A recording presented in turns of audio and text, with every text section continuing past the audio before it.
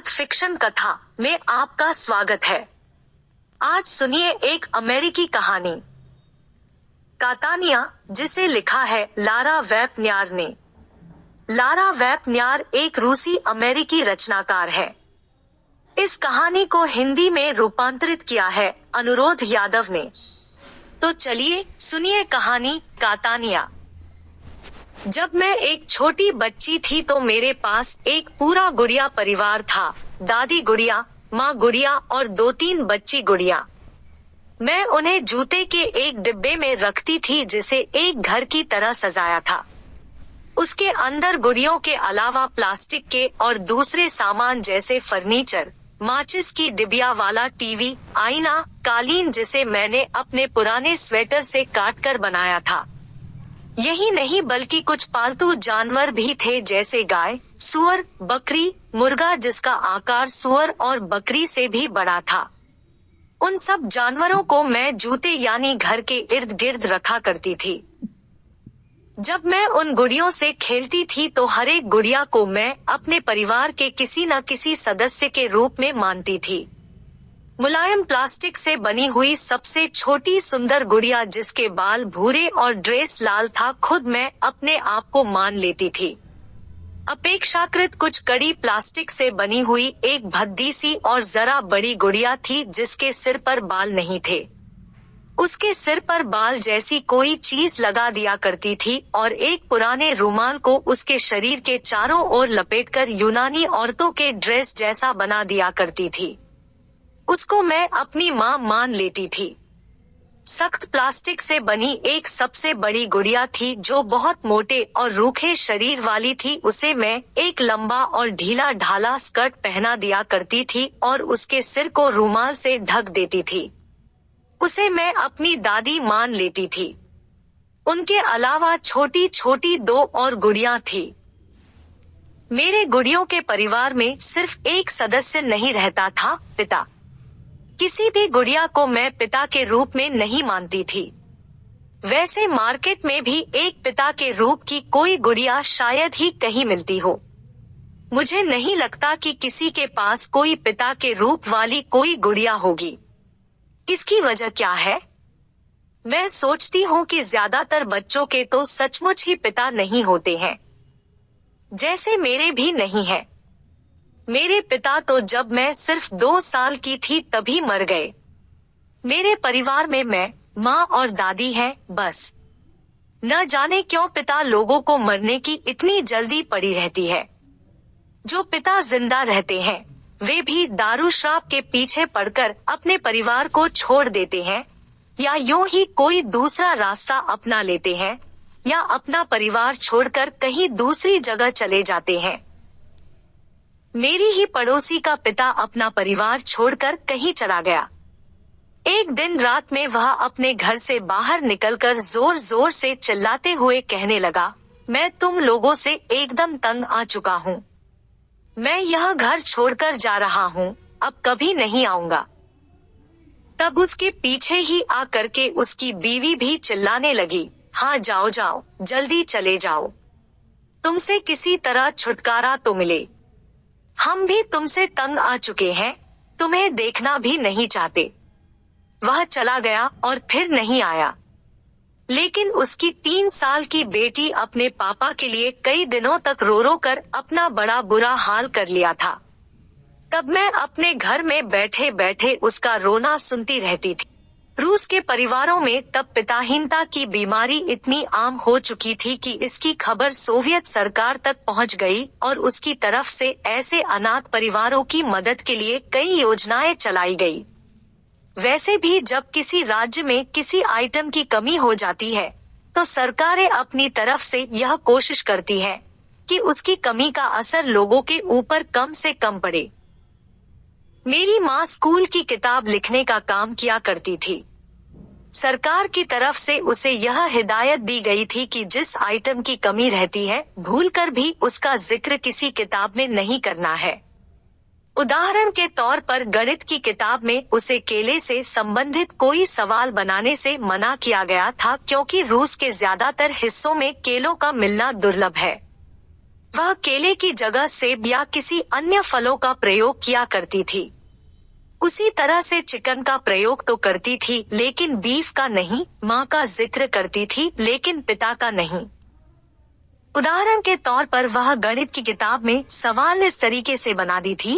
एक माँ ने अपने 3 बच्चों को 6 सेब दिए और बोली कि इन्हें आपस में बराबर बराबर बांट लो, तो बताइए कि एक बच्चे के हिस्से में कितने सेब आए। वह कभी भी कोई ऐसा सवाल नहीं बनाती थी कि एक पिता ने अपने 3 बच्चों को 6 केले दिए और बोला कि इन्हें आपस में बराबर बराबर बांट लो, तो बताइए कि एक बच्चे के हिस्से में कितने केले आए। मेरी माँ ने यह बात मुझे मेरी किशोरावस्था में आकर बताई तो मुझे उस पर यकीन नहीं हो रहा था, इसलिए मैंने स्कूलों की पुरानी किताबों में ऐसे तथ्य पढ़कर खोजने की बहुत कोशिश की कि माँ को झूठा साबित कर दूं, लेकिन सचमुच मुझे किसी किताब में कहीं भी पिता, बीफ और केला जैसे शब्द नहीं मिले। आप जरा कल्पना करके देखिए कि ऐसे में मुझे कितनी खुशी और कितने आश्चर्य का अनुभव हुआ होगा जब गिफ्ट के रूप में मुझे एक पापा वाली गुड़िया मिली। दरअसल मेरे अंकल अपने किसी काम से बुल्गारिया गए थे तो वहीं से उन्होंने मेरे लिए उसे खरीदा था। वह एक बहुत सुंदर गुड़िया थी। उसका आकार बहुत सही था।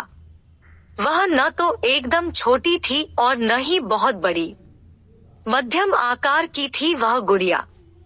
मेरे पास जो माँ और दादी के रूप वाली गुड़िया थी उनसे जरा सी छोटी लेकिन बच्चों के रूप वाली गुड़िया से बड़ी।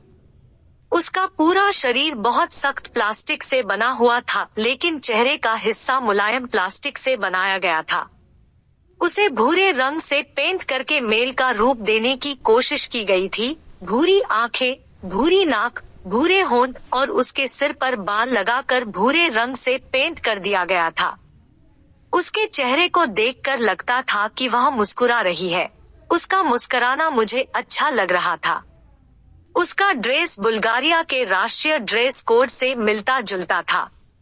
सिर पर एक हैट, पैरों में बूट, कॉटन पैंट और जरी का काम किया हुआ शर्ट तथा कमर में चमड़े का बेल्ट पहनाया गया था। अपने मन में मैंने पिता को जिस रूप में कल्पना किया था वह हूबहू ठीक वैसी ही थी। हालांकि उसमें एक कमी थी। उसका बायां पैर पता नहीं कैसे उखड़ गया था और पैंट से बाहर दिखाई दे रहा था। फिर भी वह गुड़िया मुझे बहुत प्यारी लगती थी, इसलिए तानिया द्वारा उसका तमाशा बना दिए जाने के पहले मुझे उसकी वह कमी दिखाई ही नहीं देती थी। सितंबर का महीना था। स्कूल खुले सिर्फ 1 हफ्ता हुआ था तभी पेरेंट्स मीटिंग बुला ली गई थी। मीटिंग के दौरान ही तानिया ने एक तमाशा खड़ा कर दिया। हम अपने क्लासरूम में ही बैठे हुए थे। उसी में हमारे पेरेंट्स भी हमारे साथ ही बच्चों वाली डेस्क बेंच पर बैठ गए थे, इसलिए भीड़ बहुत ज्यादा थी।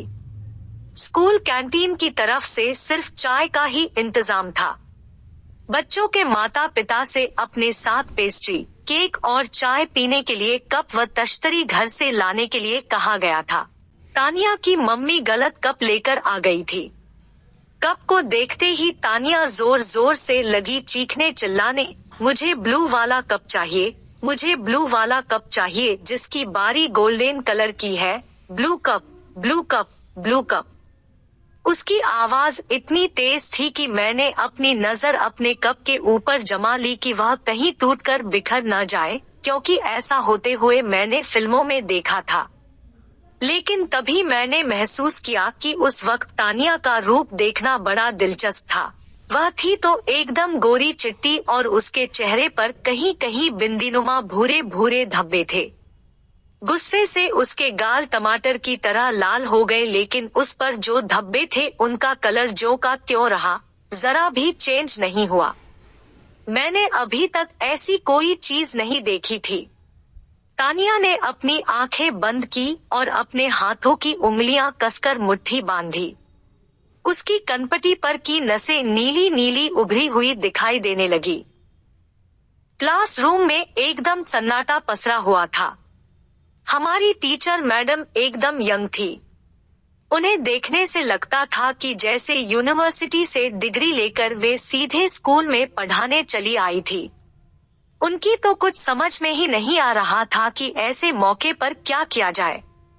लेकिन तानिया की मम्मी बस खड़ी हुई, जरा सा मुस्कुराई और बोली, इसमें क्या है, मैं अभी चली जाती हूँ और घर से ब्लू कप लेकर चली आती हूँ। उनकी शक्ल सूरत हूबहू तानिया जैसी थी। वह तानिया की तरह ही एकदम गोरी चिट्टी थी। उनकी त्वचा चिकनी और कद लंबा था। उनके बाल बिल्कुल तानिया के बालों की तरह ही भूरे थे। दोनों में बस एक अंतर था।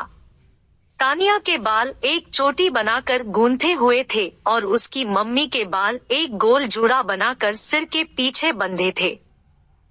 तानिया का तमाशा तभी बंद हुआ जब उसकी मम्मी कमरे से बाहर निकल गई। तब उसने अपनी आंखें खोली और अपनी जगह बैठ गई।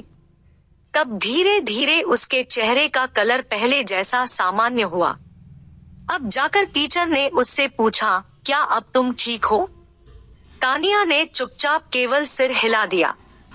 फिर सबने बातचीत शुरू कर दी और पहले की ही तरह चाय उड़ेलने और केक खाने का काम शुरू हो गया, जैसे वहाँ कुछ हुआ ही नहीं था। मैं तानिया की तरफ चुपचाप प्रशंसा भरी नजरों से देख रही थी। उसने भी मुझे देखा और दिल से धन्यवाद दिया। जब गलत कप में तुम्हें कभी चाय पीनी पड़ती है तो क्या अच्छा लगता है? वह बोली। मैंने ना में सिर हिलाया, जैसे ऐसी स्थिति से मैं भी पहले कभी दो चार हो चुकी हूँ। लेकिन मैं उसकी हिम्मत की कायल हो रही थी। इस तरह का तमाशा खड़ा कर पाना मेरे बस का तो नहीं है, और जहाँ तक मेरी मम्मी का सवाल है, वह इसे कतई बर्दाश्त नहीं कर सकती है।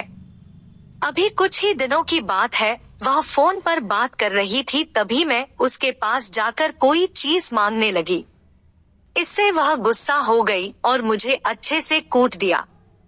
मैं उसे गलत नहीं कह सकती क्योंकि मैंने काम ही ऐसा कर दिया था। मैं रिसीवर के पास अपना मुंह करके जोर से चिल्लाई थी, जबकि मुझे अच्छे से पता था कि वह अपने बॉस से बात कर रही थी। उस दिन पेरेंट्स मीटिंग खत्म होने के बाद मैं और तानिया दोनों साथ साथ घर आए। हम दोनों एक ही बिल्डिंग में रहते थे। वहाँ से स्कूल पहुँचने में सिर्फ 5 मिनट का समय लगता था। वह एक 9 मंजिला इमारत थी और बहुत विशाल थी। उसमें कुल 12 गेट लगे हुए थे। मैं 2 नंबर में रहती थी और तानिया 9 नंबर में। हमारी बिल्डिंग के सामने सड़क के उस पार सेब का एक बागीचा था। स्कूल से घर आते वक्त हम दोनों अक्सर वहाँ रुकते थे। हम किसी पेड़ पर चढ़कर किसी डाल पर अपने पैर लटकाकर बैठ जाते और झुलाते रहते थे।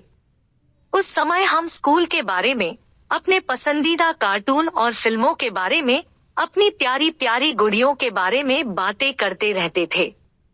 लेकिन मैं वहाँ कभी भी 15-20 मिनट से ज्यादा नहीं रुकती थी, क्योंकि मेरी दादी घर पर मेरा इंतजार करते हुए बैठी रहती थी।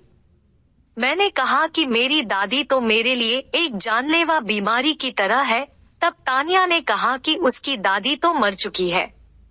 1 साल हुआ उसके फेफड़ों ने काम करना बंद कर दिया और उसने जोर जोर से हांफते हुए बताया कि वह इस तरह से सांस लेती थी। मैंने कहा कि मेरे दद्दू को दौरा पड़ गया था, उनके पूरे शरीर में लकवा मार दिया, वह खुद से चलकर बाथरूम भी नहीं जा पाते थे और कुछ दिन के बाद मर गए। तब तानिया ने बताया कि उसकी दादी की बहन की मौत भी लकवा मारने से हुई थी। वे तो कोमा में चली गई थी। मैं सोचती थी कि जैसे मेरे पापा नहीं हैं, मर गए, उसी तरह तानिया के पापा भी मर चुके हैं। इसलिए मैंने पूछा, तुम्हारे पापा कैसे मरे थे? इतना सुनते ही तानिया बुरी तरह भड़क गई और मेरे ऊपर जोर जोर से चिल्लाने लगी, किसने कहा तुमसे कि मेरे पापा मर गए हैं? वे अपने काम के सिलसिले में अमेरिका गए हुए हैं और रोज मुझे याद करते रहते हैं। पेरेंट्स मीटिंग के दौरान उसके गाल जैसे लाल हो गए थे, उसी तरह इस बार भी लाल होने लगे। यकायक उसका मूड चेंज होने से मैं घबरा गई। मुझे तनिक भी समझ नहीं आ रहा था कि मैं उसे कैसे संभालूं। मैं उसे देखते हुए चुपचाप खड़ी रही। उसने कंधे से अपना बैग उतारा और उसे झुमाकर मुझे मारना चाहा, लेकिन यकबयक जैसे उसका मूड चेंज हो गया और वह अपने गेट की तरफ भागी। मैं रोते हुए घर चली आई। घर पहुंचकर भी रहकर दिन भर रोती रही। पहले मेरी दादी ने पूछा और फिर माँ ने बहुत पूछा कि क्या हुआ, लेकिन मैंने किसी से कुछ नहीं कहा। मेरी तो खुद समझ में नहीं आ रहा था। शायद मैं बहुत शर्मिंदा हो गई थी। अगले दिन क्लास में हम दूर दूर बैठे और मैंने उसकी तरफ देखने से भी परहेज किया। मैं उसे अवॉइड करती रही। जिधर वह बैठी हुई थी उधर मैं अपनी नजर भी नहीं फेर रही थी। दोपहर की छुट्टी में भी बात नहीं की, दूर दूर रही। लंच भी उससे दूर बैठकर किया। जब स्कूल की छुट्टी का समय हुआ तो मैं बाथरूम में घुस गई ताकि तानिया भी सबके साथ चली जाए और उससे मुलाकात न हो। लेकिन जब मैं बाथरूम से बाहर निकली तो देखा कि तानिया अकेले ही बरामदे में खड़ी थी, तो भी मैं उसे न देखने का बहाना बनाकर निकलना चाहती थी। लेकिन फिर मैंने सोचा कि ऐसा करना अच्छा नहीं है और मैं तानिया के पास गई। फिर हम दोनों साथ साथ घर आए। उस घटना के बाद फिर कभी हमने अपने परिवारों के बारे में बातें नहीं की, लेकिन हम अपनी गुड़ियों के बारे में तो बातें करते थे। मैंने एक दिन बड़ी शेखी बघारते हुए तानिया से कहा, मेरी गुड़िया तो पशुपालन करती है। उनके पास कई जानवर हैं, एक गाय, एक सुअर और एक बड़ा सा मुर्गा।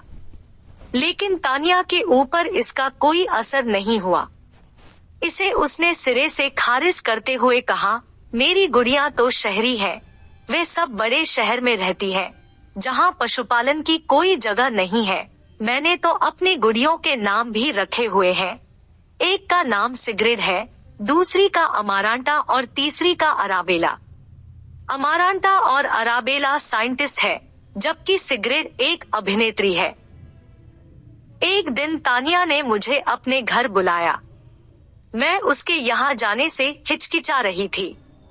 मैं स्कूल में देखती थी कि वह हमेशा अपने घर की चाबी को एक ब्लू रिबन से बांधकर अपने गले में पहने रहती थी। वैसे मेरे क्लास के बहुत से बच्चे अपने घर की चाबी अपने साथ लेकर आते थे और उसी तरह उसे गले में लटका कर रखते थे। ऐसा लगता है कि उनके घरों में कोई भी नहीं रहता है। स्कूल से जाकर उन्हें खुद गेट का ताला खोलना पड़ता होगा, गेट को अपने हाथों से खुद ठेलकर अंदर जाना पड़ता होगा, खुद से चूल्हे पर खाना गरम करना पड़ता होगा और तब खा पी कर वे अपनी मम्मी का इंतजार करते होंगे कि वह आए। मैं सोचती हूँ कि उन्हें चूल्हा जलाने आता होगा। एक ही झटके में फुर्र से जल जाने वाली माचिस की तीलियों से उन्हें डर नहीं लगता होगा कि उनसे उनकी उंगलियां भी जल सकती है, और फर्श पर बिना कुछ गिराए प्राय उन्हें अपने लिए खाना भी निकालने आता होगा। मुझे तो नहीं लगता कि इन सब कामों में मैं कभी इतनी कुशल हो जाऊंगी कि सब कुछ अच्छे से कर पाऊंगी। मेरे घर पर तो मेरी दादी हमेशा मेरा इंतजार करते हुए बैठी रहती है। वह खिड़की से झांक झांक कर देखती रहती है और जैसे ही वह मुझे देख लेती है तुरंत चूल्हे पर खाना गर्म होने के लिए रखकर गेट खोलने दौड़ पड़ती है। मुझे कभी डोरबेल बजाने की भी जरूरत नहीं पड़ती है, खुद से दरवाजा खोलने की तो बात ही अलग है। मुझे डर था कि तानिया के यहाँ जाने पर कहीं मेरी असमर्थता उजागर न हो जाए, लेकिन अगर मैं नहीं जाऊंगी तो अपनी असमर्थता की वजह से काम और खराब ही करूंगी। मैं गई। तानिया ने बड़ी गर्मजोशी से गेट खोला। अंदर दाखिल होते ही मैंने कहा कि मुझे अपनी दादी को फोन करने की जरूरत है। उसने फोन की तरफ इशारा किया जो कोट्रैक के बगल में एक छोटे से शेल्फ पर रखा हुआ था। मैं फोन पर दादी से झूठ बोली। मैंने कहा कि स्कूल की छुट्टी होने के बाद मेरा जिम क्लास चल रहा है। मैंने सोचा कि जिम वाली बात से दादी बहुत खुश हो जाएगी, क्योंकि वह खुद मुझसे जिम ज्वाइन करने की सलाह देती रहती है ताकि मेरी सेहत अच्छी रहे। मेरा झूठ बोलना सफल रहा तो मैंने बड़े गर्व के भाव से तानिया की तरफ देखा, क्योंकि मुझे लग रहा था कि वह सोच रही होगी कि मेरे अंदर कितनी प्रतिभा छिपी हुई है।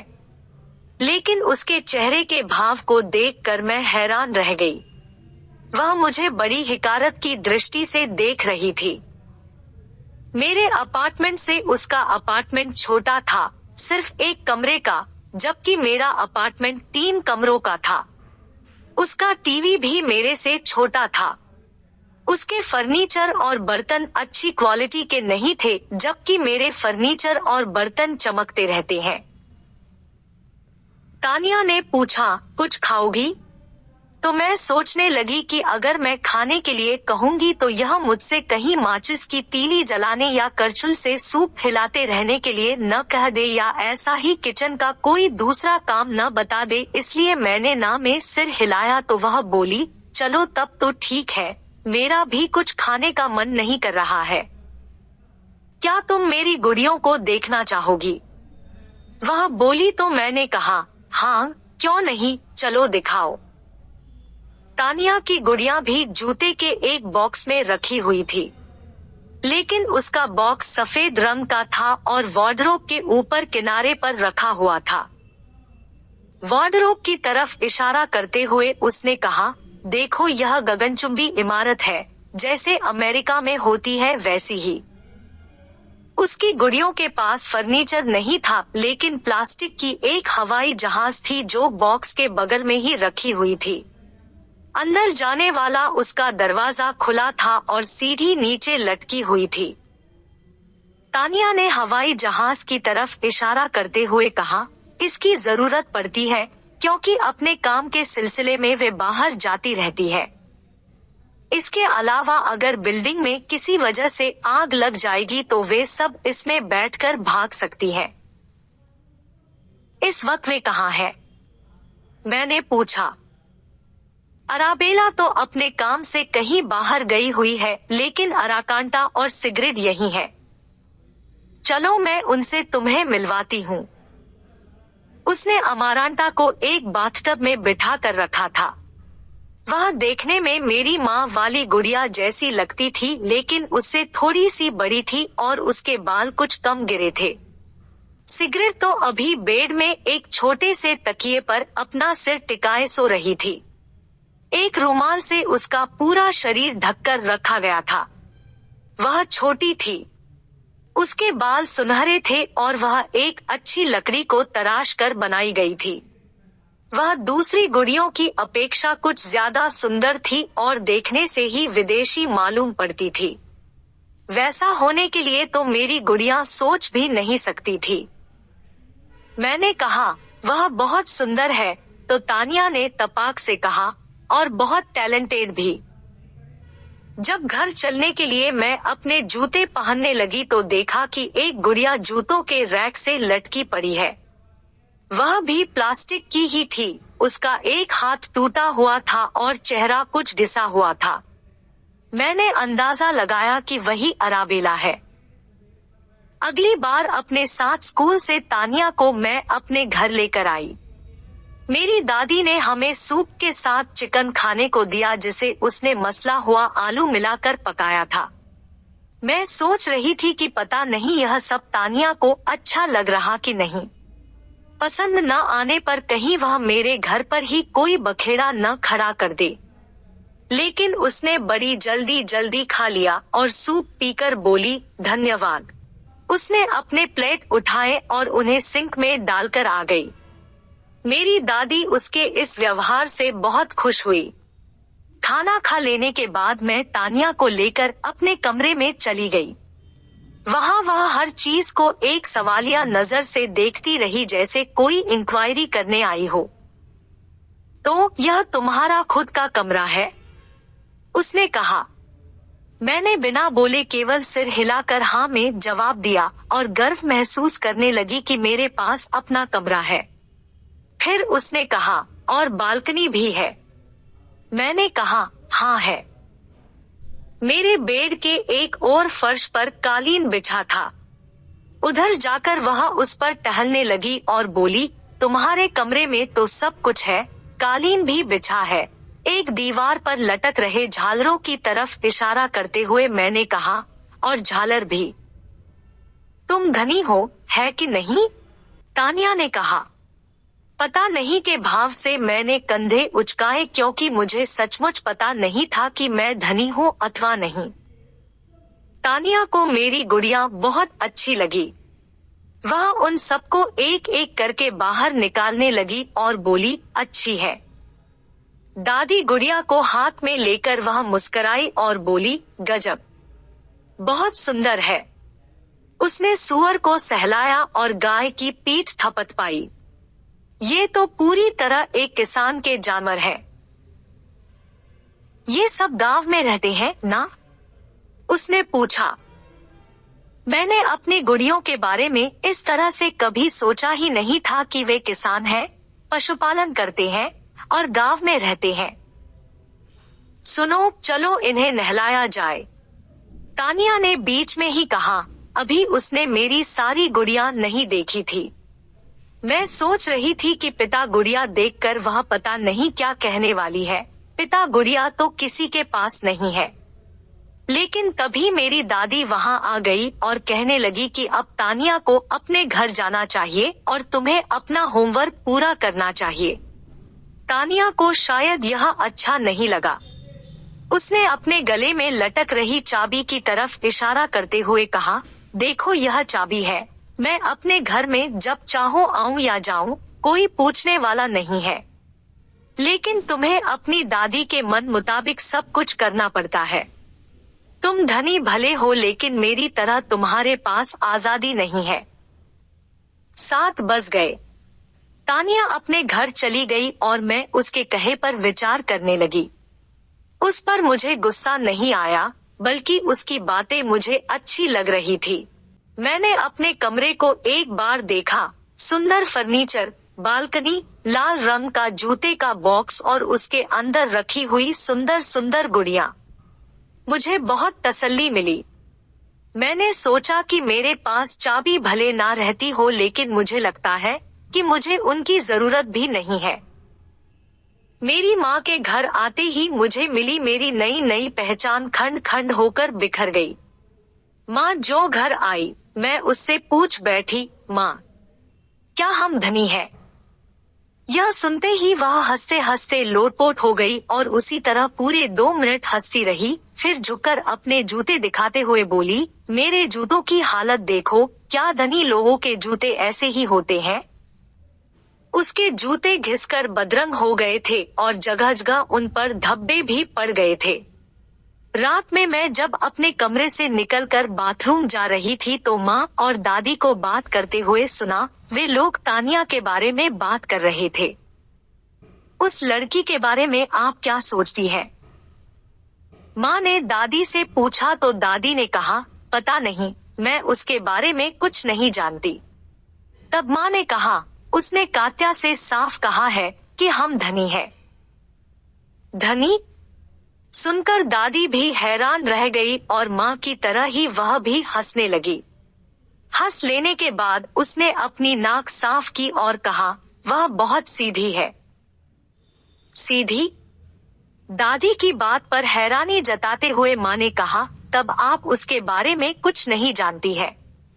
आपको पता नहीं है कि उसने पेरेंट्स मीटिंग के दौरान अपने क्लासरूम में कैसा बखेड़ा खड़ा कर दिया था। और तब मेरी माँ ने दादी को स्कूल में उसके द्वारा किए गए तमाशे के बारे में सब कुछ एकदम डिटेल में बताया। इसके बाद माँ फुसफुसा कर बोलने लगी, इसलिए मैं आगे उसकी बात सुन नहीं पाई। लेकिन सौभाग्य से मेरी दादी को थोड़ा कम सुनाई पड़ता है क्योंकि वह कुछ कुछ बहरी है। इसलिए माँ ने अपनी बात फिर से तेज आवाज में पहले जैसे ही दोहराई। उसने कहा, तानिया के पिता एक बदचलन आदमी हैं। वे दूसरी औरत के चक्कर में अपना घर परिवार छोड़कर कहीं चले गए। यह सुनते ही दादी ने जोर से सांस खींची। फिर आगे माँ ने कहा, श्वेता की आंटी कहती है कि वे किसी काम के सिलसिले में अमेरिका गए और वहीं रह गए। अब तो वहाँ उन्होंने वीजा के लिए भी अप्लाई कर दिया है। क्या आप सोच सकती हैं कि ऐसे भी आदमी हो सकते हैं जिन्हें अपने परिवार और बच्चों की जरा भी परवाह नहीं रहती? श्वेता की आंटी तो कहती है कि तानिया की मम्मी से यह पूछा जाना चाहिए, शायद वह अपने पति के बारे में जानती ही ना हो। तो दादी ने कहा, मुझे भी यही लगता है, वह नहीं जानती होगी। तब माँ ने कहा, अब उस बेचारी की तो नौकरी भी चली गई। उसकी ऑफिस से उसे निकाल दिया गया। पता नहीं क्यों ऑफिस वाले भी लोगों को निकालते रहते हैं। उन्होंने क्या क्या बातें की, पूरी बात तो मेरी समझ में नहीं आई, फिर भी इतना तो मैं समझ ही गई कि तानिया के पिता ने जो कुछ किया अच्छा नहीं किया। मैं तानिया के बारे में सोचकर दुखी होने लगी और साथ ही साथ मुझे संतोष इस बात का हुआ कि मेरे पापा मर भले गए, लेकिन उन्होंने ऐसा कोई काम नहीं किया जिससे हमें लज्जित होना पड़े। जनवरी में तानिया ने प्रस्ताव किया कि चलो हम लोग अपनी गुड़िया के लिए एक देश बनाएं। अपने नामों को मिलाकर हमने उसका नाम कात्या प्लस तानिया का तानिया रख दिया और फैसला किया कि इसमें सिर्फ 2 रहिवासी जगह होगी, एक गांव जिसका नाम कातुष्की होगा और एक शहर जो टी सिटी कहलाएगा। मेरी गुड़िया गांव की है, इसलिए वे सब कातुष्की में रहेंगी और तानिया की गुड़िया टी सिटी में रहेंगी क्योंकि वे शहरी है। इसके बाद अगला कदम था उस देश का नक्शा बनाना। हमने कागज के 4 बड़े पन्ने लिए और उन्हें एक साथ नत्थी करके ड्राइंग बनाना शुरू किया। हमने कातुष्की से टी सिटी जाने वाली सड़क को भूरे रंग से पेंट कर दिया क्योंकि सामान्य रूप से सड़कों को उसी रंग में दिखाया जाता है। वह सड़क जंगलों के चक्कर काटती हुई समुद्र तक गई, वहां से मुड़कर एक पुल के सहारे एक नदी को पार करके टी सिटी शहर में प्रवेश कर गई। हम दोनों महीने भर उस नक्शे के चक्कर में पड़े रहे, बनाते फिर बिगाड़ते, फिर बनाते फिर बिगाड़ते। हमारे हाथ पेंसिल के रोगन से चमकदार हो जाते थे और फिर पेंट पुत जाने पर काले पड़ जाते थे, लेकिन हमें बहुत मजा आ रहा था। तभी हमारी गर्मी की छुट्टियों का समय आ गया और मैं दुखी हो गई क्योंकि गर्मी की छुट्टियों में तानिया अपने दादा के साथ गांव में रहने चली जाएगी। मेरी अपनी छुट्टियां तो साधारण तरीके से बीतने वाली थी क्योंकि मैंने सबके साथ कैंप में जाने से इनकार कर दिया। इस बात से मेरी माँ बड़ी निराश हुई। उसने मुझसे कहा, चली जाओ, कोई पैसा नहीं लगेगा, सारा खर्च मेरा ऑफिस उठाएगा। लेकिन मैं अपने फैसले पर अटल थी।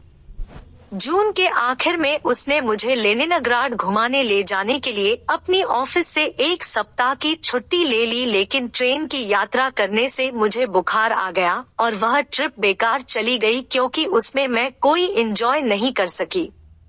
तब जुलाई महीने की भीषण गर्मी में एक वीकेंड के दिन हम दोनों सुबह की ट्रेन पकड़कर गांव की तरफ चले गए। वहां हम एक जंगल से होकर धूल भरे रास्ते पर चलते चलते एक तालाब के किनारे पहुंचे।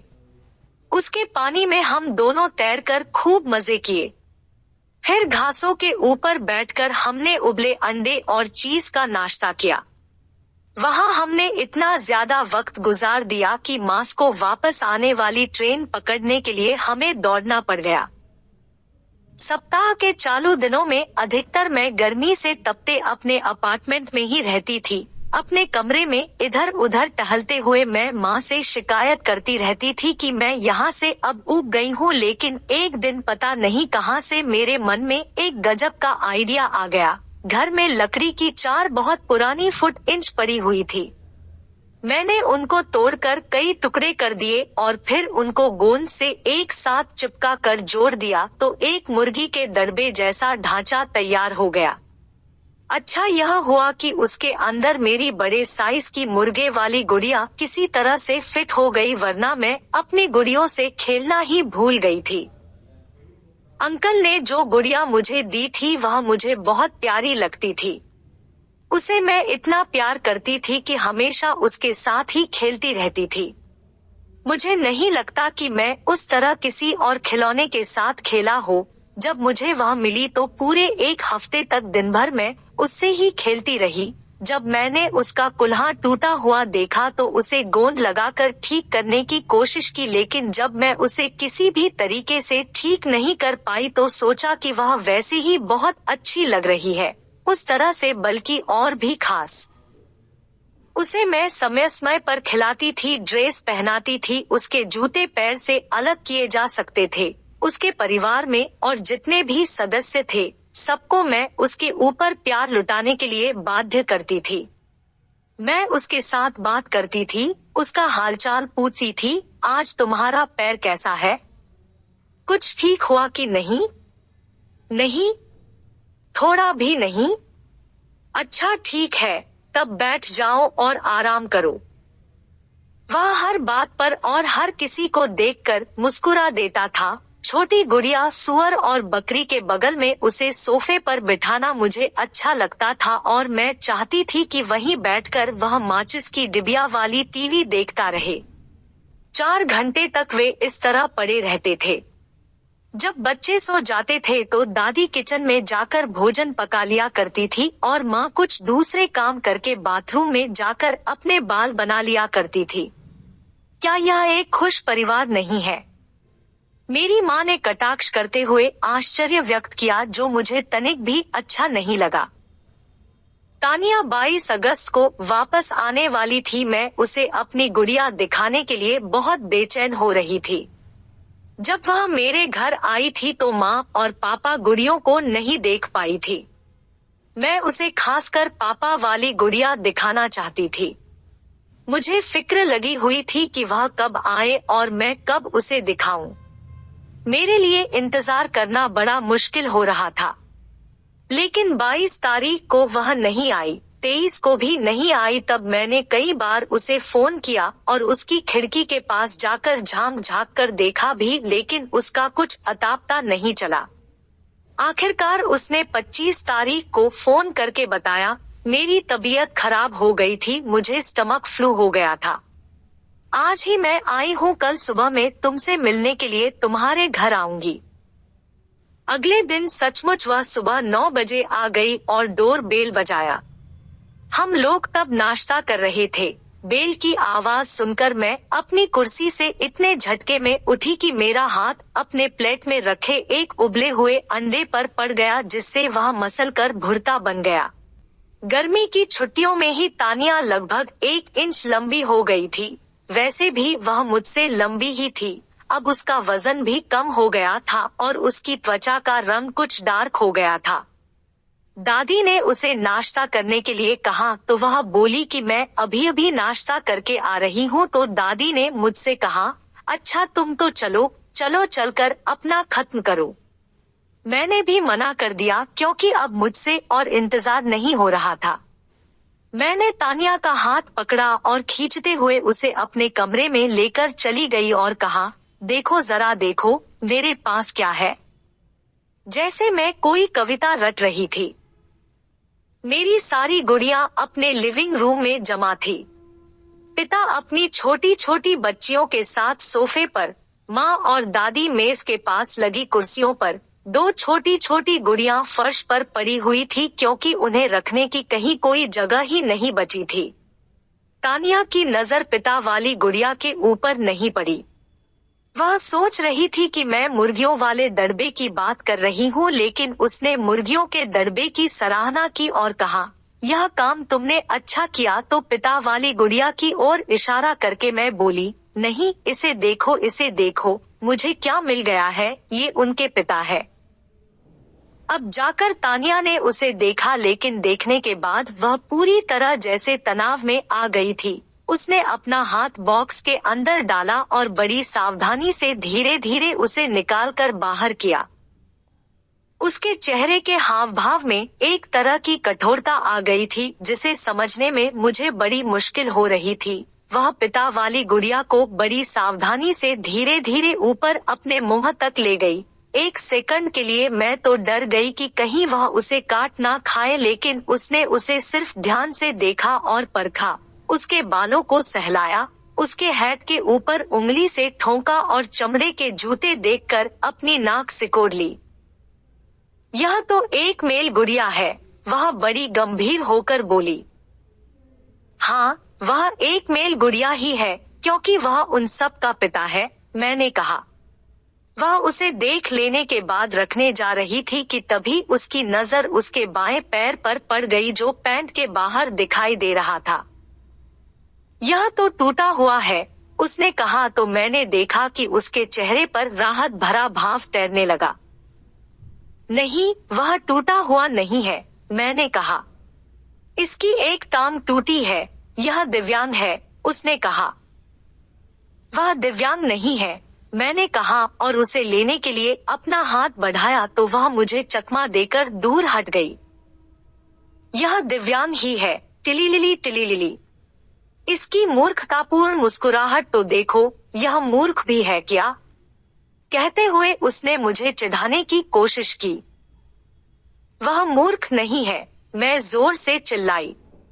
मैं उसके हाथ से अपनी पिता वाली गुड़िया लेना चाहती थी, लेकिन वह कूदकर भाग गई और गुड़िया को अपने हाथों से लोकाती हुई जैसे वह कोई गाना गाने लगी, दिव्यांग तथा मूर्ख, दिव्यांग तथा मूर्ख। तुम्हारे पिता एक बुरे इंसान है, मैंने चिल्लाते हुए कहा तो वह गाना बंद करके मुझे घूरने लगी। मेरी माँ ने उसके पिता के लिए जो शब्द कहा था उसे मैं याद करने की कोशिश करने लगी, लेकिन वह मुझे याद नहीं आ रहा था। बहुत कोशिश की, जब वह याद नहीं आया तो मैं उसे दूसरी तरह से कहने लगी, वह तो भाग गए, तुम्हें छोड़कर पता नहीं कहाँ चले गए, तुम लोगों से वे पक गए थे, ऊब चुके थे, वे तुम लोगों की सूरत नहीं देखना चाहते थे। यह सब सुनकर तानिया का चेहरा बड़ा डरावना हो रहा था।